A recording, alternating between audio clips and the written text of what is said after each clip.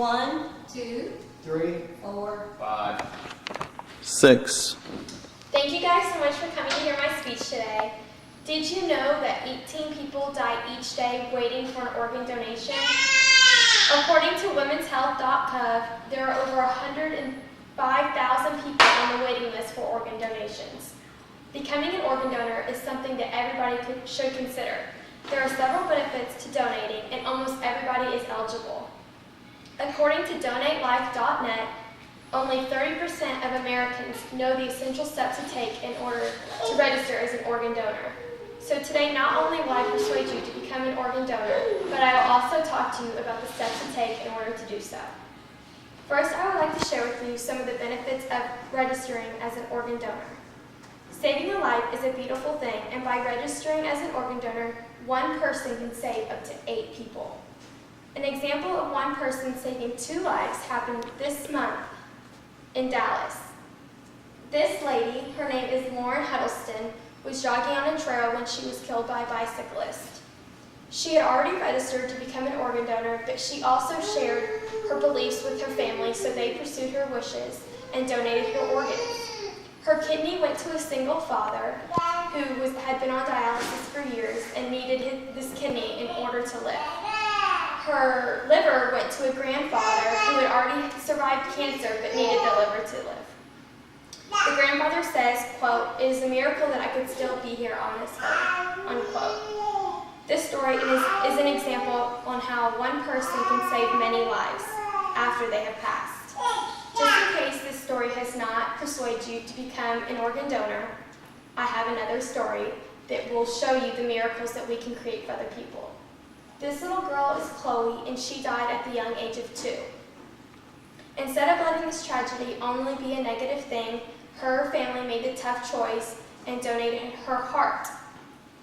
This boy, named Logan, was 17 months old when he received Chloe's heart, and he had already had 2 heart surgeries, but he needed this transplant to live.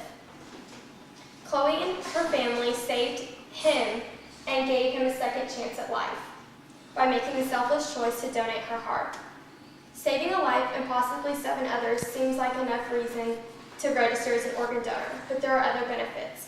Oftentimes, the family of the donor can meet the family of the recipient. And in this case, that's exactly what happened. Right here is a picture of Chloe's mom listening to her daughter's heartbeat in Logan after she had already passed. Another picture, this is Chloe's mom reading a book to Logan. So through this tragedy that normally would just be a completely negative thing, they've created a bond with this family, and now they get to listen to their daughter's heartbeat in this boy and see her live through him. As you can see, becoming an organ donor is full of benefits for your family and so many others. It is vital that all of you register as organ donors so that you can give somebody else a second chance at life. Now that you know the benefits of organ donation, I'm sure that many of you want to sign up. As I stated earlier, many people do not know the steps to take. According to organdonor.gov, the only people who are not eligible to register as organ donors are people that are HIV infected, have active cancer, or a systemic infection. According to Gallup organization, about 20% of people over the age of 65 mistakenly think that they are not eligible to register as organ donors. The eligibility of your organs being donated is determined at the time of death. Therefore, anyone from a newborn to a senior citizen can register as an organ donor. For those of you who are not familiar with the steps of registering, I am here to help.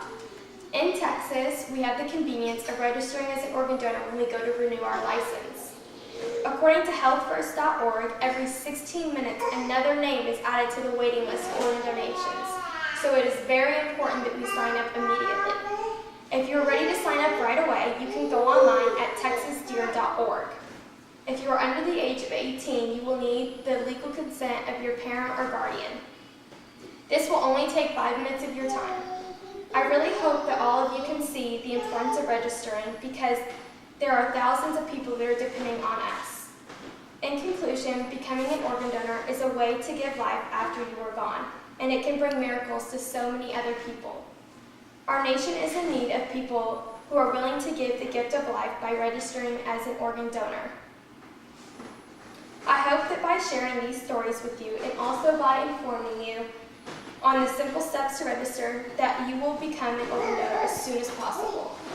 I would like to finish with a quote by Kahlil Gibran, who says, "You give but little when you give of your possessions. It is when you give of yourself that you truly give."